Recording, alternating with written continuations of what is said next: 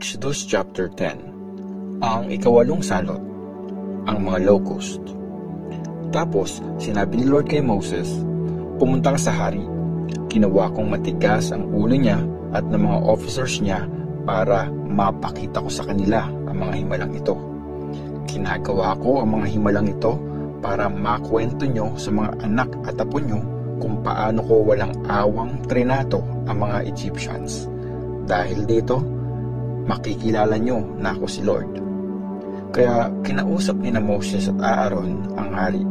Sinabi ni Lord, ang Diyos ng mga Hebrews, hanggang kailan ka magmamataas at hindi susunod sa akin? Payagan mo nang umalis ang bayan ko para ma-worship nila ako. Pag di ka pumayag na paalisin ang bayan ko, bukas magpapadala ko ng mga locust sa bansa mo.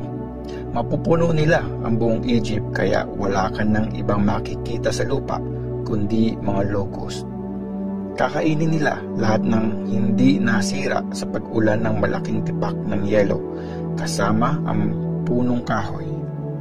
Pupunuin ng mga locust ang palasyo mo, ang mga bahay ng mga officials mo, pati na rin ang mga bahay ng lahat ng mga Egyptians. Never pa itong nakita ng mga ancestors nyo. Pagkasabi nito, umalis na si Moses. Sinabi ng mga servants sa hari, hanggang kailan po kaya manggugulo sa atin ang lalaking ito? Hayaan nyo nang umalis ang mga Israelites para ma-worship nila ang Diyos nilang si Lord. Hindi nyo po ba nakikita na wasak na ang Egypt? Kaya pinasundo ng hari sina Moses at Aaron at sinabi, pwede na kayong umalis at mag-worship kay Lord na Diyos nyo. Pero sino-sino ang isasama nyo? Sumagot si Moses, aalis kaming lahat mula sa pinakabata hanggang sa pinakamatanda. Isasama namin ang mga anak namin, pati ang mga tupa, mga baka at mga kambing, dahil kailangan namin mag-celebrate para i-honor si Lord. Sinabi ng hari, sinusumpa ko kay Lord na hindi ko papayagang isama nyo ang mga asawa at anak nyo. Malinaw na may masama kayong binabalak. Hindi pwede. Mga lalaki ang pwedeng umalis at mag-worship kay Lord kung yan ang gusto nyo. Tapos, pinaalis sina Moses at Aaron sa palasyo. Tapos, sinabi ni Lord kay Moses, itaas mo ang kamay mo sa buong Egypt at dadagsa ang mga locust sa lupain ito. Uubusin nila ang lahat ng mga halamang di nasira sa pag-ulan ng malalaking tipak ng yelo. Kaya tinaas ni Moses ang tungkod niya sa ibabaw ng lupa ng Egypt. Buong umaga at buong gabi na pinaihip ni Lord ang hangin galing sa east. Kaya kinaumagahan, tangay na ng hangin ang mga locust. Dumagsa ang napakaraming locust at napuno nito ang buong Egypt. Yun ang pinakamaraming bilang ng mga locust na never pang nakita ng mga Egyptians, at hindi na ito mauulit muli. Nangitim ang lupa sa dami ng mga locust. Kinain ng mga ito ang mga halaman, pati na ang mga prutas sa mga puno na hindi nasira sa pag-ulan ng malalaking tipak ng yelo. Walang halaman o puno na natira sa buong Egypt. Dali-daling pinatawag ng hari sina Moses at Aaron. Nagkasala ako kay Lord na Diyos nyo, pati na rin sa inyo. Patawarin nyo ang kasalanan ko ngayon at ipag-pray nyo kay Lord na Diyos nyo na alisin na ang nakakamatay na parusang ito. Iniwan ni Moses ang hari at nag-pray kay Lord. Binago ni Lord ang ihip ng hangin. Galing sa west, nagkaroon ng napakalakas na hangin at tinangay nito ang mga locust papuntang Gulf at Zeus. Wala ni isang locust ang natira sa Egypt, pero ginawa ni Lord na matigas ang ulo ng hari at hindi nito pinayagang umalis ang mga Israelites. Ang ikasyam na salot, ang kadiliman sa Egypt.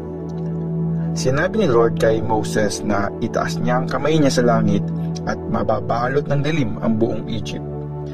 Tinaas nga ni Moses ang kamay niya sa langit, tapos binalot ng kadiliman ng buong Egypt sa loob ng 3 araw. Hindi magkakitaan ng mga tao at walang makalabas ng bahay sa loob ng 3 araw.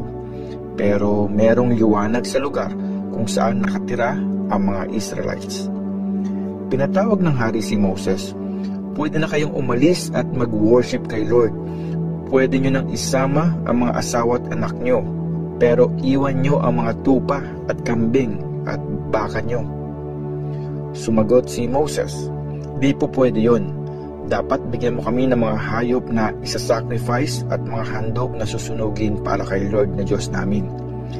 Dadalhin namin ang mga halagang hayop namin, walang maiiwan kahit isa, kasi pipili pa kami sa mga ito nang i-offer namin para kay Lord na Diyos namin. Hindi namin malalaman kung aling mga hayop ang isa-sacrifice para sa Kanya hanggat wala kami dun." Pinagmatigas pa rin ni Lord ang ulo ng hari at di pa rin ito pumayag na paalisin ang mga Israelites. Sinabi niya kay Moses, "Lumayas ka sa harapan ko. Huwag ka na magpapakita sa akin. Pag nakita ko pa yung pagmumukha mo, papatayin kita." "Masusunod ang gusto mo," sagot ni Moses. Ito na ang huli nating pagkikita. Exodus chapter 11. In-announce ni Moses ang pagkamatay ng mga panganay. Sinabi ni Lord kay Moses, "Isang salot na lang ang ipapadala ko sa hari at sa Egypt. Pagkatapos nito, papayagan na niya kayong umalis. At di lang yun, papalayasin pa niya kayong lahat. Sabihin mo sa mga Israelites, babae man o lalaki, na humingi sa mga kapitbahay nila ng mga alahas na gold at silver." Ginawa ni Lord na respetuhin ng mga Egyptians ang mga Israelites. Hindi lang yan, tinuring pa si Moses na napakadakilang tao sa buong Egypt. Nirerespeto siya ng mga servants ng hari at ng mga Egyptians. Sinabi ni Moses sa hari, ito ang sinasabi ni Lord, "Pagdating ng hating gabi, lilibot ako sa Egypt at mamamatay ang lahat ng panganay na lalaki, mula sa anak na tagapagmana ng trono ng hari hanggang sa panganay na anak ng babaeng alipin na tagagiling ng trigo. Mamamatay pati unang panganak ng mga hayop. Maririnig ang malakas na pag-iyak sa buong Egypt na di pa nangyari at never nang mangyayari. Pero sa mga Israelites, tao man o alagang hayop, walang asong tatahol, para malaman niyong ako si Lord ang naglalagay ng pagkakaiba ng mga Egyptians at mga Israelites. Lalapit at luluhod sa akin ang lahat ng mga servants mo at sasabihin nila, umalis ka na at ang lahat ng mga taong sumusunod sa iyo. Pagkatapos noon, aalis na ako." At galit na umalis sa harapan ng hari si Moses. Tapos, sinabi ni Lord kay Moses, "Hindi makikinig sa iyo ang hari para makagawa pa ako ng maraming himala sa Egypt." Ginawa ni Moses at Aaron ang lahat ng mga himalang ito sa harap ng hari. Pero ginawang matigas ni Lord ang ulo ng hari, kaya hindi pa rin ito pinayagan ang mga Israelites na umalis sa lupain ng Egypt. Exodus chapter 12. Ang Passover. Sinabi ni Lord kina Moses at Aaron sa Egypt, "Ang month na ito ang magiging unang month ng taon para sa inyo. Sabihin niyo sa lahat ng mga Israelites na sa ika-10 araw ng buwang ito, kukuha ng isang batang tupa o kambing ang bawat tatay para sa pamilya niya. Kung napakaliit ng pamilya niya para makaubos ng isang tupa, kukuha siya at ang malapit niyang kapitbahay ng tupa na kaya nilang ubusin. Paghahatian nila ang tupa ayon sa kayang kainin ng bawat isa. Kumuha kayo ng lalaking tupa o kambing na 1-year-old at walang kahit anong kapintasan sa katawan. Aalagaan niyo ito hanggang sa ika-14 na araw ng buwan na ito. Sa kinagabihan, papatayin ng mga Israelites ang mga alaga nilang hayop. Kukuha ang mga Israelites ng konting dugo at ipapahid sa 2 poste at sa itaas ng pinto ng mga bahay kung saan kakainin ang mga hayop. Kakainin nila sa gabing yon ang inihaw na karne. Kakainin nila ito kasama ng tinapay na walang pampaalsa at mapapait na gulay. Huwag niyong kakainin ang karne ng hilaw o nilaga. Instead, ihawin niyo ito ng buo kasama ang ulo, mga binti at mga lamang loob. Huwag kayong magtitira para bukas. Kailangang sunugin niyo lahat ng natira. Dapat nakabihis na kayo, nakasuot ng sandals at bitbit nyo na yung tungkod nyo. Bilisan nyo ang pagkain.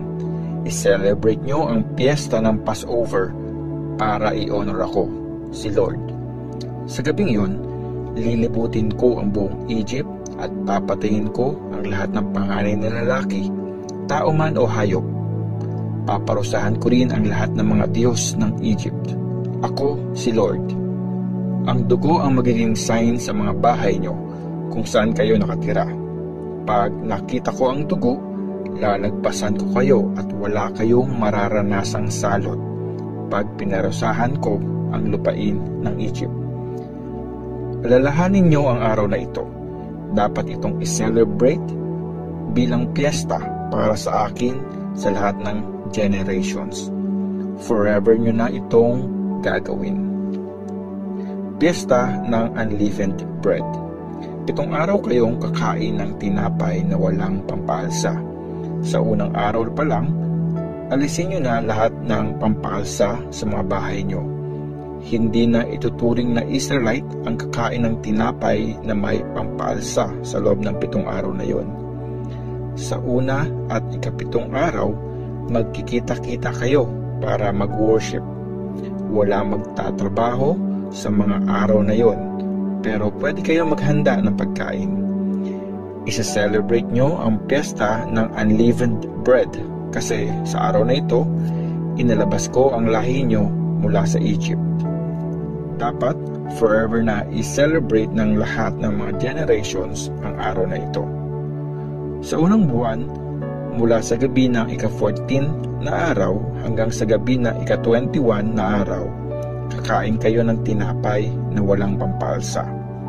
Sa loob ng 7 araw na ito, dapat walang pampalsa sa loob ng mga bahay nyo. Kasi hindi na ituturing na Israelite ang kakain ng tinapay na may pampalsa. Foreigner man o purong Israelite.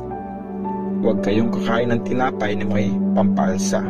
Kahit saan kayo manirahan, mga tinapay na walang pampalsa lang ang kakainin nyo. Ang unang Passover. Tinawag ni Moses ang lahat ng mga leaders ng Israel at sinabi sa kanila, pumili kayo ng isang batang tupa at patayin ito para makapag-celebrate ang pamilya nyo ng Passover. Kumuha kayo ng isang bungkos na halamang hisop at isawsaw ito sa dugo na nasa palanggana. Ipahid nyo ang dugo sa itaas ng pinto at sa magkabilang poste nito. Walang lalabas sa bahay nyo hanggang umaga. Sa gabing yun, dadaan si Lord sa buong Egypt at papatayin niya ang mga Egyptians. Pag nakita niya na may pahid ng dugo sa itaas ng pinto at sa magkabilang poste nito, hindi niya hahayaang pumasok ang angel of death sa mga bahay nyo para patayin kayo.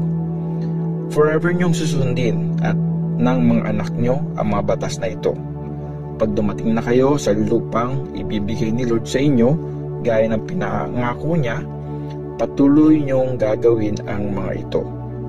Pag tinanong kayo ng mga anak nyo kung ano ang ibig sabihin ng mga gawain ito, sasabihin nyo, ito ang Passover para i-honor si Lord kasi nilagpasan niya ang mga bahay ng mga Israelites sa Egypt. Pintay niya ang mga Egyptians pero niligtas niya ang mga Israelites. Lumuhod ang mga Israelites at nag-worship. Tapos, umuwi na sila at ginawa ang mga inutos ni Lord kina Moses at Aaron. Ang huling salot, ang pagkamatay ng mga panganay. Pagdating ng hating gabi, pinatay ni Lord ang lahat ng mga panganay na lalaki sa Egypt, mula sa panganay na tagapagmana sa trono ng hari hanggang sa panganay ng bilanggo sa kulungan.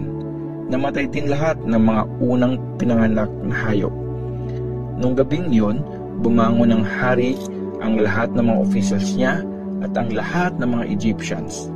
Nagkaroon ng sobrang lakas na iyakan sa buong Egypt kasi namatayan ng panganay na lalaki ang lahat ng mga pamilya. Nung gabing ring yun, pinatawag ng hari sina Moses at Aaron at sinabi, "Lumayas na kayo at ang mga kababayan nyo. Umalis na kayo sa bansa ko at mag-worship kay Lord gaya ng sinabi nyo. Dalhin nyo ang mga alaga nyong tupa, kambing at baka. Umalis na kayo at ipag-pray nyo na i-bless niya rin ako." Pinagmadali ng mga Egyptians ang mga Israelites na umalis sa Egypt. Sinabi ng mga Egyptians, "Mamamatay kaming lahat pag hindi pa kayo umalis." Kaya binalot ng mga Israelites sa damit ang mga panluto nila, pati na ang minahasang harina na walang pampalsa. Pinasan nila ang mga ito. Nagawa na ng mga Israelites ang mga inutos ni Moses. Nanghingi nga sila ng mga gold at silver na alahas at mga damit mula sa mga Egyptians. Dahil sa ginawa ni Lord, nirespeto ng mga Egyptians ang mga Israelites. Kaya binigay ng mga ito ang mga hiningi ng mga Israelites. Sa ganitong paraan, tinangay nila ang mga yaman ng mga Egyptians. Umalis ang mga Israelites sa Egypt. Naglakbay ang mga Israelites mula sa Ramses papuntang Succoth. Nasa 600,000 ang mga lalaki bukod pa sa mga babae at mga bata. Maraming hindi Israelite ang sumama sa kanila. Dinala rin nila ang napakaraming mga alagang hayop gaya ng tupa, kambing at baka. Niluto nila ang mga tinapay na mula sa minasang harina na wala pang pampalsa na dinala mula sa Egypt.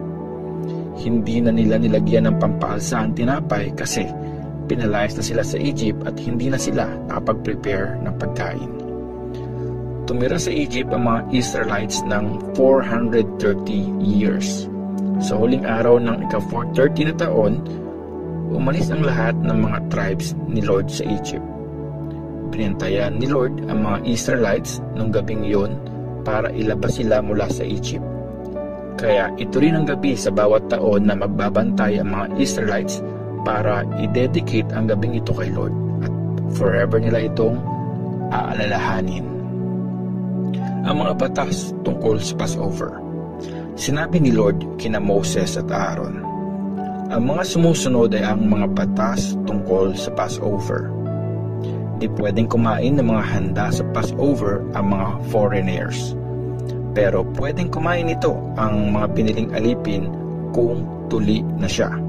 Di rin pwedeng kumain ito ang mga foreigner na nakikituloy o mga upahang worker.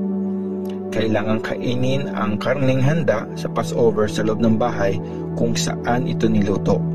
Hindi pwedeng ilabas ang kahit anong bahagi ng karne at huwag niyong babaliin ang kahit isang buto ng hayop. Dapat i-celebrate ng lahat ng mga Israelite ang piyestang ito. Pag may kasama kayong foreigner na gustong i-celebrate ang Passover para kay Lord, dapat tuliin munang foreigner at ang lahat ng mga lalaki sa bahay niya. Dahil tuli na sila, itatrato silang parang tunay na mga Israelites at pwede na silang makiselebrate sa inyo. Hindi pwede makikain ng handa ang mga hindi tuli. Ito ang batas para sa mga purong Israelites at mga foreigners na namumuhay kasama nyo. Sinunod ng lahat ng mga Israelites ang inutos ni Lord kina Moses at Aaron. Nung araw na yon, inilabas ni Lord ang mga Israelites mula sa Egypt ayon sa mga tribes nila.